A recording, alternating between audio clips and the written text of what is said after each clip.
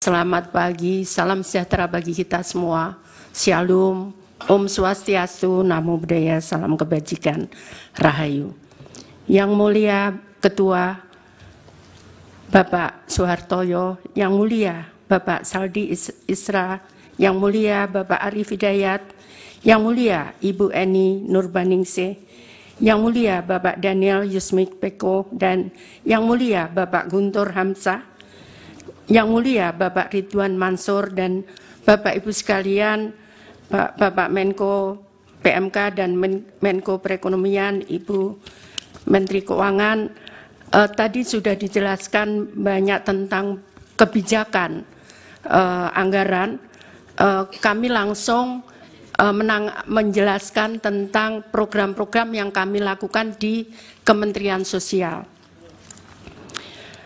Yang mulia para hakim, kami ingin menyampaikan bahwa tahun anggaran tahun anggaran 2023, anggaran Kementerian Sosial sebesar 87 triliun 275 miliar 374 juta 140.000 rupiah. Anggaran tersebut dilaksanakan melalui program perlindungan sosial sebesar 86 triliun 100 miliar 271 juta 705.000 atau 98,65%. Ini adalah bagian dari program yang tadi dijelaskan oleh bapak-bapak sebelumnya dan Bapak Ibu sebelumnya sebesar 496 triliun dari perlindungan sosial. Kemudian program dukungan manajemen sebesar 1 triliun 175 miliar 102 juta 435.000 rupiah atau 1,35%. Dengan penjelasan bahwa anggaran belanja pegawai 438 miliar 438,17 miliar atau 0,50%. Belanja barang 3 triliun 353 triliun 3,84%. Belanja modal 167 miliar 167,22 miliar atau 0,19%. Belanja bantuan sosial 83 triliun 316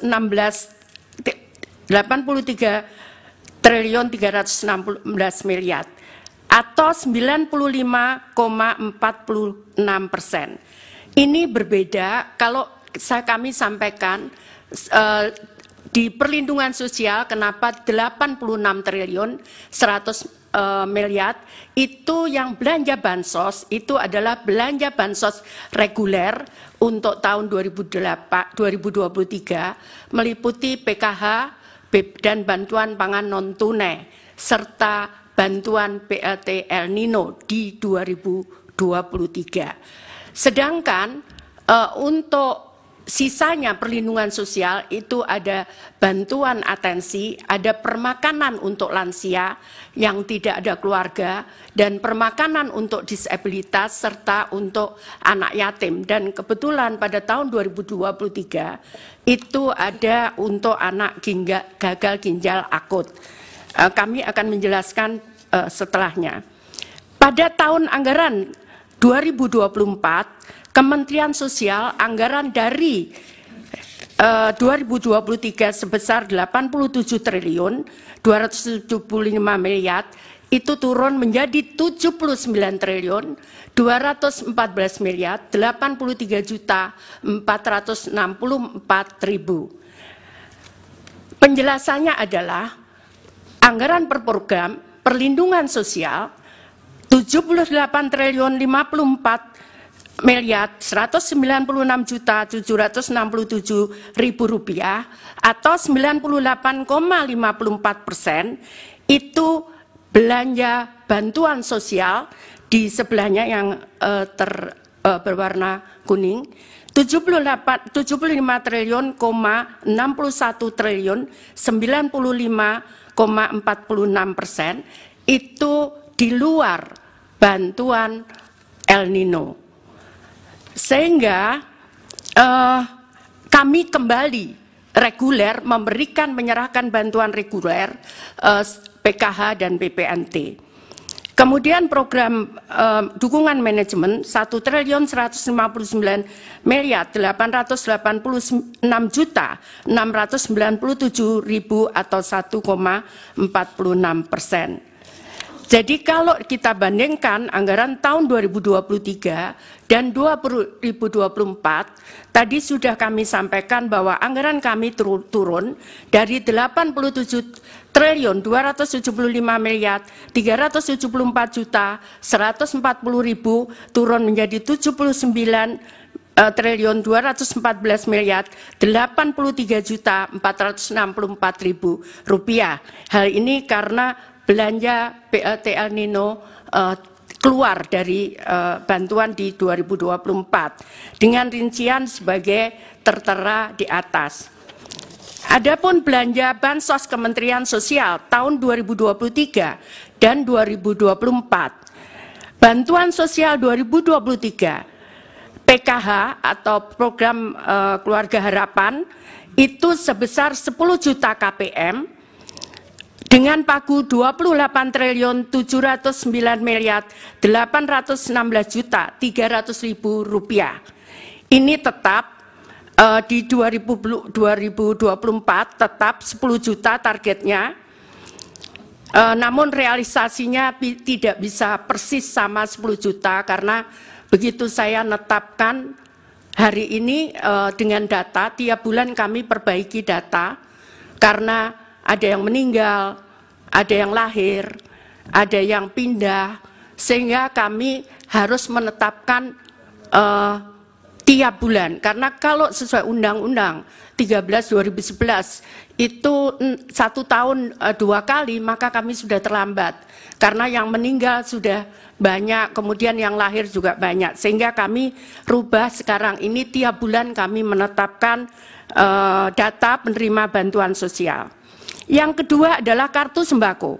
Targetnya adalah 18,8 juta KPM dengan dana 45.120 miliar rupiah.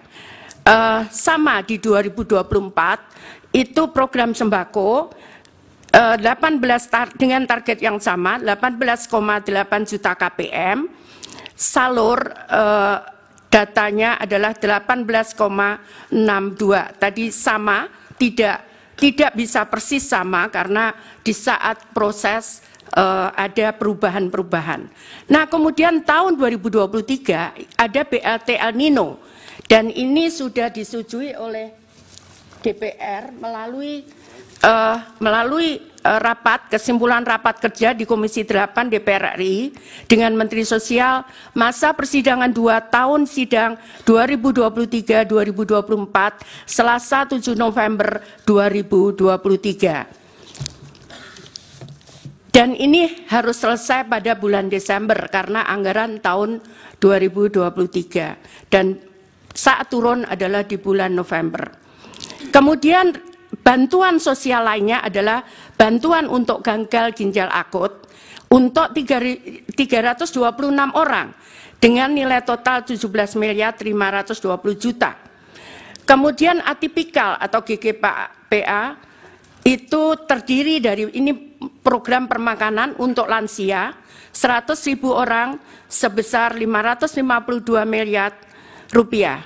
Kemudian permakanan untuk disabilitas ini polanya adalah diserahkan kepada kelompok masyarakat, bisa RW tergantung wilayahnya. Kalau jumlah penduduknya sedikit bisa di kelurahan, dikelola oleh masyarakat, mereka yang memasakkan dan setiap hari mereka menyerahkan kepada penerima manfaat. Kemudian untuk rehabilitasi sosial, jadi atensi untuk anak yatim piatu sebesar 378.755 orang atau 454.506.000.000. Kemudian atensi untuk lansia, ini terutama untuk menolong lansia-lansia yang tiba-tiba sakit, tidak ada yang merawat, maka kami tangani dengan program ini. Kemudian atensi untuk anak, demikian pula untuk anak ada kadang harus menutup biaya sekolah, kadang juga menutup kebutuhan gizi dan sebagainya. Kemudian atensi untuk penyandang disabilitas, ini bantuan kursi roda dan sebagainya. Kemudian atensi untuk korban bencana. Jadi kami memberikan bantuan korban bencana untuk meninggal sebesar 15 juta.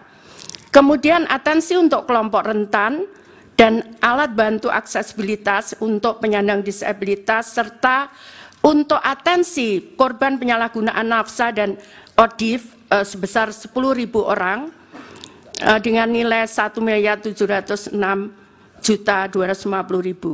Kemudian pemberdayaan komunitas adat terpencil itu yang berada di terdepan perbatasan negara, kemudian terpencil di tengah hutan sebesar 2.847 KK atau setara dengan 50.860.000.000 rupiah.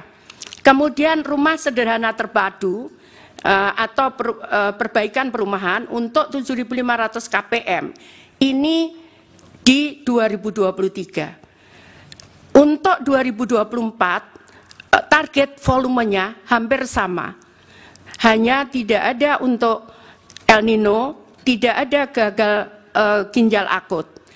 Namun ini ada beberapa, tadi sudah saya sampaikan, ini baru beberapa 6 bulan, jadi untuk permakanan sudah saya sampaikan ke Bu Menkyu. Jadi total anggaran adalah di 2024 75.616 miliar, sedangkan realisasi 25.340 miliar rupiah atau 33,61%. Jadi Bapak yang mulia, perlu kami sampaikan bahwa kami memberikan itu memang tidak boleh terlambat, karena kalau orang miskin itu dia bisa survive kadang 1 bulan, mereka tidak bisa memakan sampai 1 bulan, makanya kadang kartunya ada yang digadaikan untuk menyambung sisa hidup mereka, sehingga kami sangat disiplin, tidak boleh terlambat untuk menyalurkan. Kemudian kalau kami bisa jelaskan bansos sembako dan PKH, ini adalah jadi untuk PKH murni, jadi yang murni terima hanya 1 bantuan PKH, karena boleh diaturannya mereka boleh menerima 2. Ini terutama yang kondisinya berat, di situ ada disabilitas di dalam keluarga itu, ada kemudian atau mereka anak yatim, itu mereka bisa menerima 2 bantuan. Nah, untuk PKH murni itu ada 2.553.000 penerima manfaat atau KPM.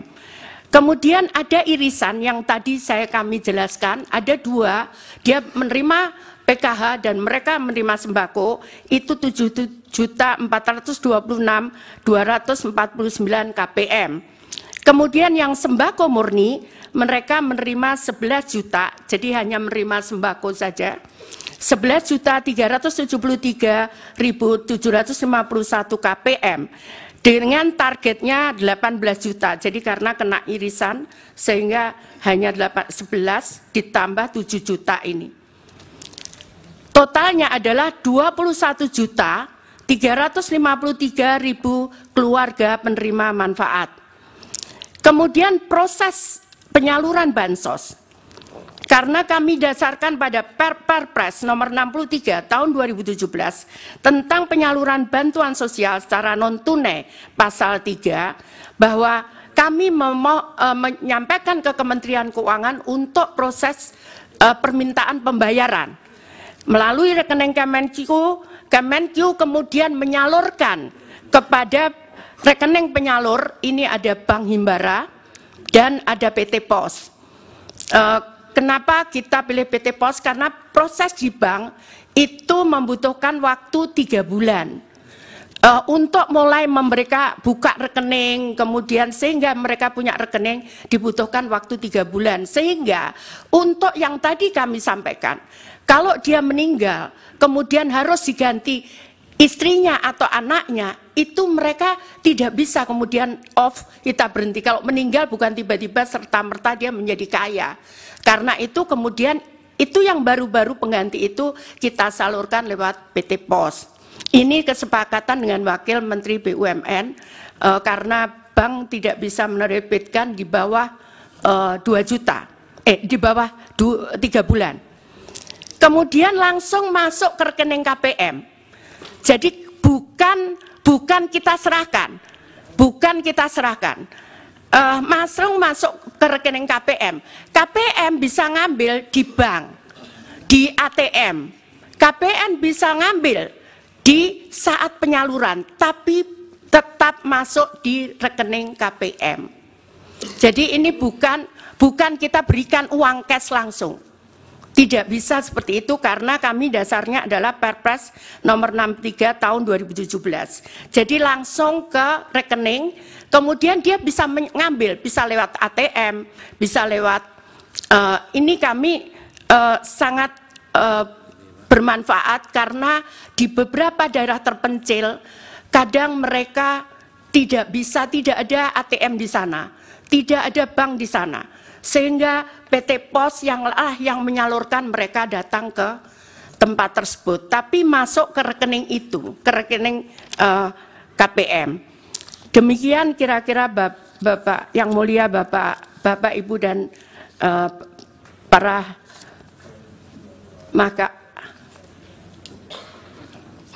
Mahkamah Konstitusi, saya mohon maaf